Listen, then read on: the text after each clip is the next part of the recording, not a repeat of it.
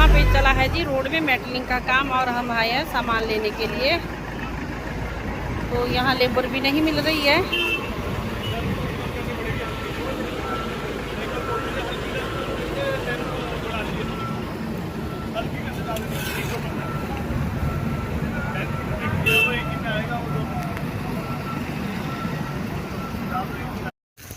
इस तरह कर दिया जी। अब काम खत्म, लकड़ वाला भी हो गया अंदर खत्म।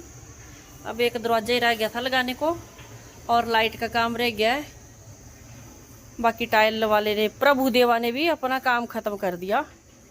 खत्म तो क्या किया, बहुत सारा काम है, पर जो थोड़ा जैसा करने को था लगा हुआ जी। प्रभु देवा जी हेलो हाय कर दो सबको। किसी ने काम करवाना हो और जगह जी तो प्रभु देवा से संपर्क करें। टाइल का बहुत ही मजा हुआ मिस्त्री।